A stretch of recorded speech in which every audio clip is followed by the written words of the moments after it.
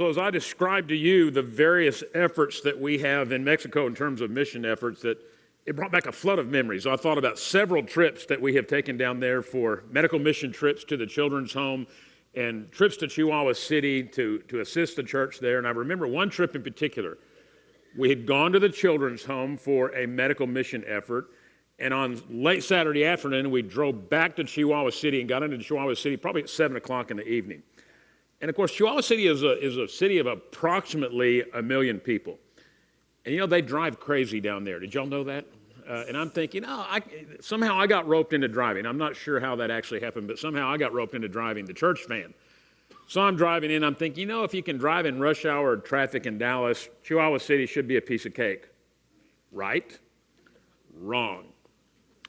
Two things really stand out. First of all, in Mexico, stop signs are only suggestions. When it says alto, it means sort of think about stopping. So I learned to adapt and live with that, but here's what sent me over the edge. In the middle of the city, in downtown Chihuahua City, they drive on the sidewalk to pass you. That completely sent me over the edge. I don't do driving on sidewalks. That was like, no, this is my last time to drive down here. But as I reminisce and think about that, I think about this is a huge city with so many precious souls. And since approximately 1983, we've had the opportunity to plant churches and to interact with people down there, and what a blessing that has for people who actually drive on sidewalks. We are spending time in the Gospel of Luke. I began this series of sermons on August the 20th, so we're about 8 weeks into it now. So on the 20th of August, one of the things I encouraged all of us to do is to just start reading through Luke. So just journey with me. We're going to spend time in the Gospel of Luke on Sunday morning, so I encourage you to spend some time in Luke's Gospel during the course of the week. And one of the things I really tried to emphasize, and I've done it over the course of several weeks since the 20th of August, just read at your own pace. If you want to read a chapter a day, that's great. If you want to read 5 chapters a day, that's great. If you just want to read random chapters, that's good too, but just spend some time in Luke at your own pace in a way that's meaningful to you. Now, I'm sure you don't remember this because you've slept since August the 20th, but one of the things I said is, in August is, come October, we're going to continue to journey through Luke together, but I want to do something a little different, and I'd like to introduce that this morning. I'd like to encourage you to choose one passage in Luke, perhaps a section in Luke's Gospel. Perhaps it's the section in Luke chapter 6 that encourages us to love our enemies. Or perhaps it's the parable in Luke chapter 18 where there is a widow who comes to an unjust judge begging him for justice. And the parable is used as a means of conveying that we should never give up on praying. Just choose one section. Luke has more parables than any of the other Gospels, so you may want to choose one of the parables. But choose a section, choose a parable, or choose a particular passage that is especially challenging for you. When you read that text, you think, ooh, that's hard. I'm not so sure about that. I really need to think about that. I need to give this some time. It challenges you. It stretches you.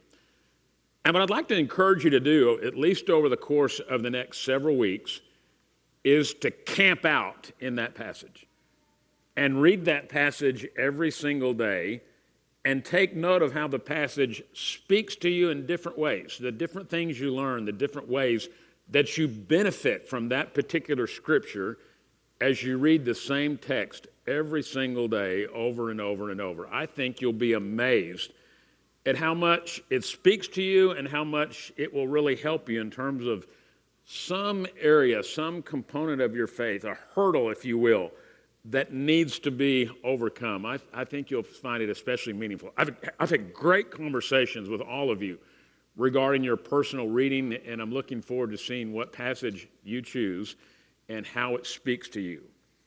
Before we conclude this morning, I'll share with you the passage that I have chosen that speaks to me, and it really speaks to an area of my life that I think needs a lot of attention. Today, Luke chapter 7, verses 11 through 17. This is one of these passages that is actually unique to Luke's gospel. This is not included in the other three gospels. Luke chapter 7, 11 through 17. Soon afterward, Jesus went to a town called Nain, and his disciples and a large crowd went along with him. As he approached the town gate, a dead person was being carried out, the only son of his mother, and she was a widow. And a large crowd from that town was with her. When the Lord saw her, his heart went out to her, and he said, "Don't cry." Then he went up and touched the coffin, and those carrying it stood still. They knew he would be ceremonially unclean by even touching the briar itself. This stretcher is what it would look like in coming out in a funeral procession. And so I'm sure they were quiet and likely quite taken aback. The dead man sat up and began to talk, and Jesus gave him back to his mother. They were all filled with awe and praised God. "A great prophet has appeared among us," they said. "God has come to help his people." This news about Jesus spread throughout Judea and the surrounding country. His heart went out to her. Some of your translations will say that Jesus was literally filled with compassion. N.T. Wright has written a book entitled Luke for Everyone. It's very well written, and he has some excellent reflections on Luke's gospel. And what he does, he describes this in sort of a dramatic manner. It's almost as if you were sitting there and you're right outside the city gate and you're watching this funeral procession come out, what you would observe and what you would experience. So here's what Dr. Wright says. He says, "Come inside the story and allow its force to sweep over you. Walk in the crowd a few paces behind the stretcher on a hot day in Galilee with the bright sun sparkling on the tears which are streaming down everyone's cheeks. Death is common enough, and everybody knows what to do. The professional mourners and wailers are there making a plenty of noise so that friends and relatives, and particularly the poor mother, can cry their hearts out without the embarrassment of making a scene all by themselves." He notes how much a kinder system than the clinical, detached, solemn nature of a modern Western funeral. People are coming along with spices to anoint the body, ready to wrap them up in grave clothes to offset the smell of decomposition. You make your way from the family home through the streets to the town gate. A death in a small Middle Eastern community touches everyone. The family burial plot will be a little way outside town, probably a small cave in the side of a hill where the husband and father had been buried sometime before. So that's where the procession is going, and then quite suddenly some strangers arrive. A man leading a small group of followers. He seems vaguely familiar.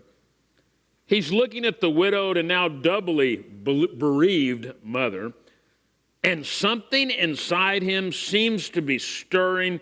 He comes up and says something to her, and then to everyone's surprise and horror, he touches that stretcher. Nobody would normally do that except the official bearers, because touching the corpse would make you unclean.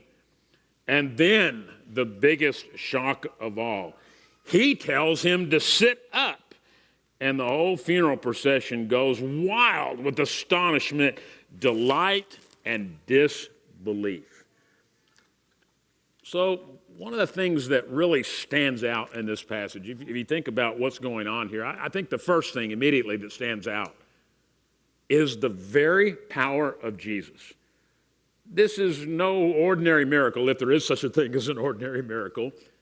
Actually raising someone from the dead. In fact, my reaction as I read this, and I've probably read this passage a jillion times, as I read it this week, and it stood out to me. Jesus is Lord.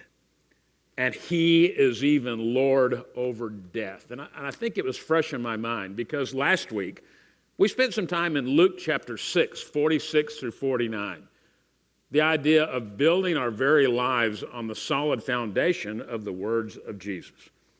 And in Luke chapter 6, verse 46, he said, "Why do you call me Lord, Lord, and do not do what I say?"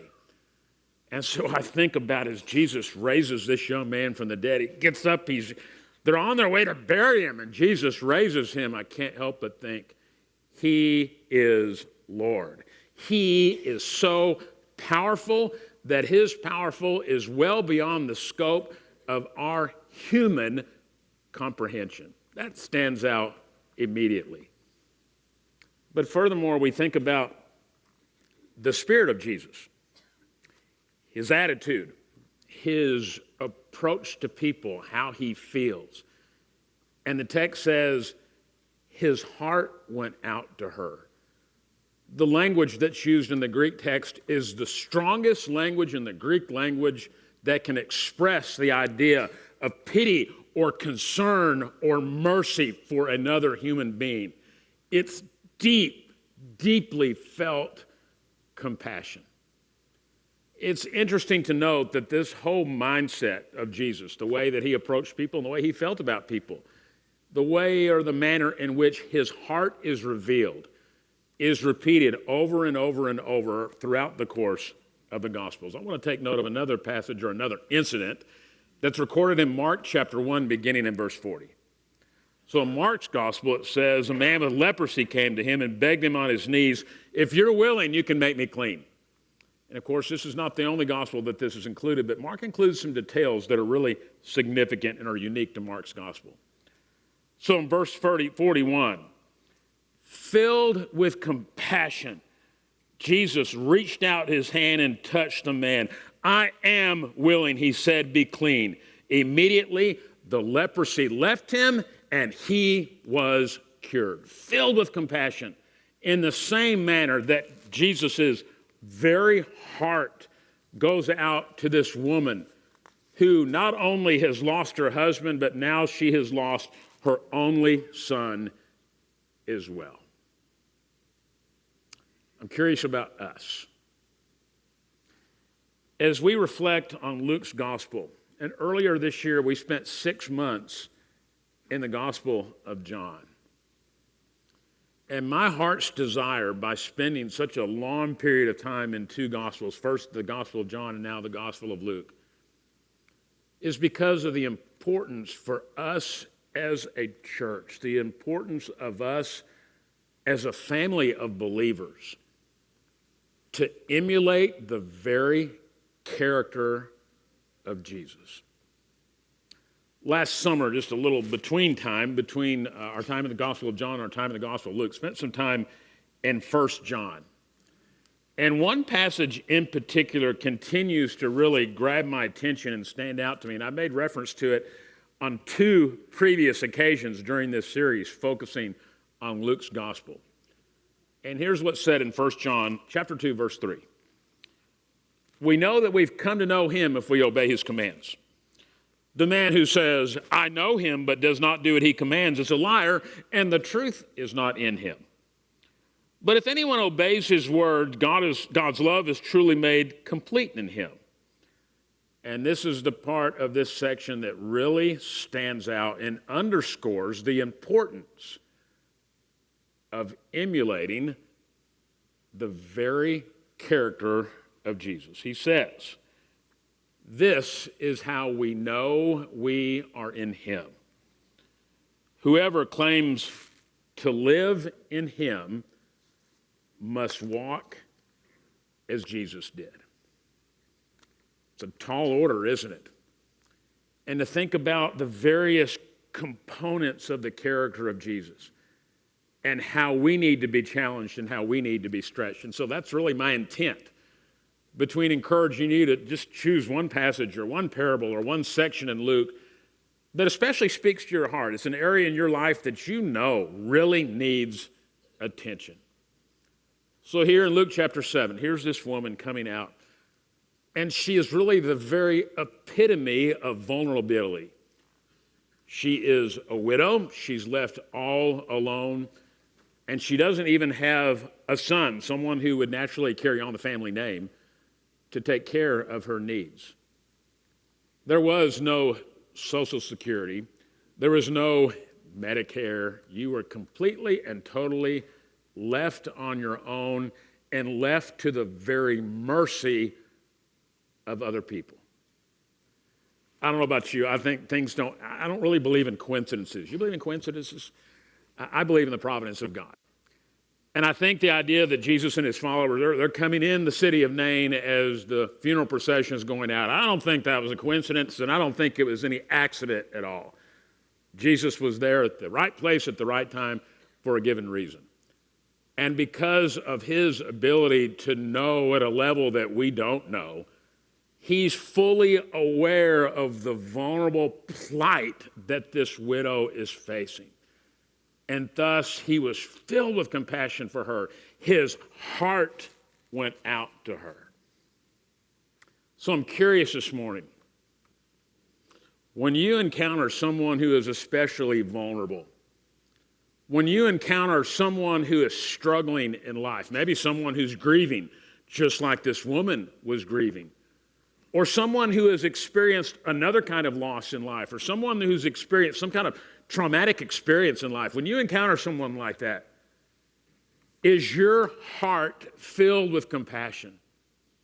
When you observe or you interact with someone in such a situation, does your heart really go out to them? And as I thought about that very question this week, it occurred to me, the only way that my heart can go out to someone who's grieving or someone who's had a traumatic experience, that means I have to be out in the first place.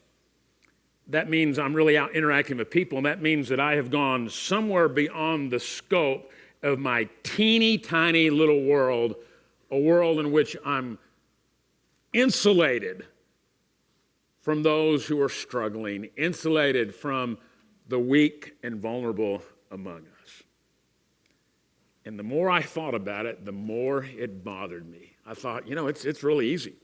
It's even easy for me. I can live in my little insulated world of people I hang out with and my little family and my little world, and I can get this tunnel vision. I can come to work and I can go home and I can come to church and I can do all these things that I do and not really be exposed to people who have genuine needs in their life. I want to just pause for a moment. I want to encourage you to reflect. How do you view people who are vulnerable and struggling? And to what extent are you willing to move out of your insulated little teeny tiny existence?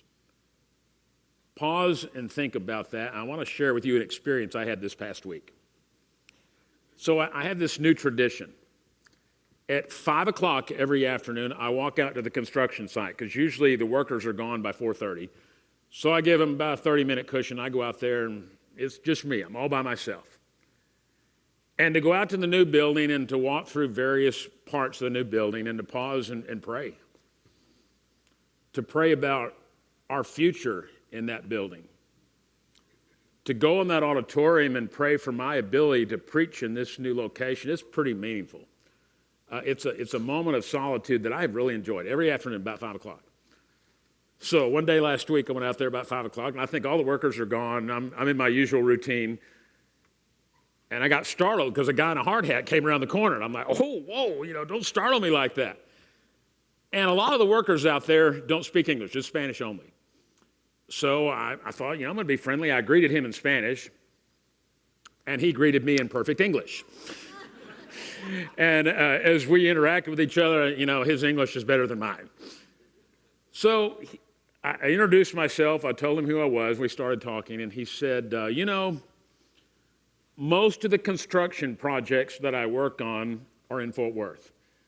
And he said, most of the time we're building a restaurant or we're building a bar. And he listed all these different things that they're usually working on. And they all had one thing in common. They're all just about appealing to human pleasure. That would be, he didn't say that, but that's the conclusion that I drew. And then he said, you know, it's been a real blessing to me to build a church. He said, this has been a wonderful experience. And he looked at me and he said, this is going to be a beautiful church. That's exactly what he said. This is going to be a beautiful church. And then he said, you, meaning the church as a whole, is what he meant. You are going to be a blessing to Granbury. And then he concluded by saying, I am praying for you. I am praying for your church. So my little 5 o'clock excursion took a new and unexpected twist. But it was such a blessing. And as I walked back in the building, and I made sure I dusted off my shoes really well. We went in there the other day, and the elders and ministers went in there, and somebody tracked in, some dust from the sheetrock, and Mark said, it was either Knox or Jeffries. I don't know which one, but one of those two tracked it in. And I looked at, that deer in the headlights look. The very idea, do Jeffries and me look like we're the problem children at all? But at any rate, that's another story for another time. So walked back in and really reflected on my conversation with this gentleman named Reuben. Reuben says, we're going to be a blessing to Granbury. And I asked myself, are we? And I posed that question to myself personally. Am I? Am I going to be a blessing to Granbury? And then I thought back to the widow at Nain. I thought back to the fact that the heart of Jesus went out to her. And it occurred to me, if we're going to be a blessing to Granbury as a new chapter in the history of the Granbury Church of Christ opens. And I firmly believe that. I think when we make the transition to the new building, a new chapter in the history of the Granbury Church of Christ most definitely is going to open. And as that chapter opens, are we going to be a blessing? Is Reuben correct in his assumption and his analysis? One thing I know for sure, we are not going to be held back or impeded at all by a lack of facilities. It's going to be large, as Reuben says, it's going to be beautiful. It'll give us ample opportunity to reach out to community groups and allow them to use our building. We're not going to be cramped for space on Sunday morning. We're not going to be held back by our facilities. That, no doubt, is going to be a blessing. We have the facilities to do pretty much what we feel we can accomplish and what God wants us to do. But as we open this new chapter in the history of the Granbury Church of Christ, what's really important is that we focus on emulating the very character of Jesus. And if we're going to be a blessing where we live, that means breaking out of our little insulated existence and being filled with compassion with people with all kinds of needs. And that's true outside the scope of the church building, and it's also true of what happens inside the walls of the church building as too. We always think in terms of what we experience on a Sunday as, we want to be friendly, right? We want to be friendly, and I think being friendly is good. And we want to be welcoming, right? We want to be welcoming. Welcoming is good too, but of greater significance spiritually speaking. We want to be filled with compassion. Because we're going to have people that go through those doors, the doors that are now going to be over here on the east side and over here on the west side, that come into the new building. They're going to come in, and it's not going to be Ward and June Cleaver that come in that have this idyllic life. But it's going to be people with all kinds of needs people who really are vulnerable, like the widow at Nain. So therefore, can we emulate the very character of Jesus in terms of what occurs within the walls and scope of the church building, and also what occurs out in the community? I'm convinced if we are committed as a family of believers here in Granbury, committed to emulating the very character of Jesus, we will be a blessing to Granbury. We will touch people's lives, and souls will be won to Jesus. He is powerful. He is Lord, and he has power even over death. So as we think about our invitation this morning, I want to invite you to spend some time in Luke and spend some time in a section that really speaks to you and will be character shaping for you as you strive to be more Christ-like every single day. Let's stand and sing our invitation song this morning.